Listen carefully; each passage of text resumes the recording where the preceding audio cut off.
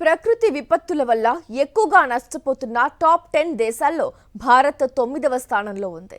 German watch అనే అంతర్జాతీయ సంస్థ విడుదల చేసిన క్లైమేట్ రిస్క్ ఇండెక్స్ 2026 నివేదికలో ఈ విషయం వెల్లడైంది. ఆంధ్ర తీర ప్రాంతాల్లో ఎక్కువ నష్టం సంభవించినట్లు నివేదికలో పేర్కొంది.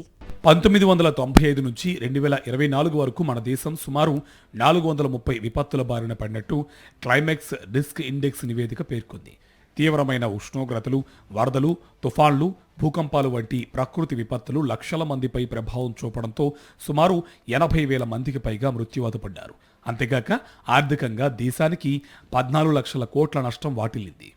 ఆంధ్రప్రదేశ్, ఒడిశా, పశ్చిమ బెంగాల్, తమిళనాడు తదితర తీర ప్రాంతాలను తుఫానులు తీవ్రంగా దెబ్బతీశాయి. గుజరాత్, మధ్యప్రదేశ్ రాష్ట్రాల్లో వేడిగాలులు తీవ్రంగా ఉంటున్నాయి. రుతుపవనాల సీజన్లో వర్షాలు ఎక్కువగా కురవడం వల్ల వరదల తీవ్రత ఎక్కువగా ఉంటుంది. పంటలు, ఇళ్లు, రోడ్లు భారీగా దెబ్బతింటున్నాయి.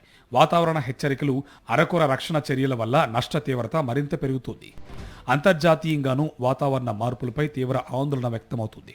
ప్రధానంగా భారత వంటి దేశాలు వాతావరణ మార్పుల వల్ల తీవ్రమైన నష్టాలు ఎదుర్కొంటున్నాయని హెచ్చరించింది. 1995 నుంచి 2024 వరకు ప్రపంచవ్యాప్తంగా 9,700కు పైగా అత్యంత ప్రభావం చూపిన వాతావరణ విపత్తులు వచ్చాయి. అమెరికాలో కట్రీనా, ఇండియాలో ఆంఫన్ తుఫాను తీవ్ర ప్రభావం చూపాయి. ఇక చైనా, పాకిస్తాన్, ఇండియా, జర్మనీ తదితర దేశాల్లో భారీ వరదలు వచ్చాయి.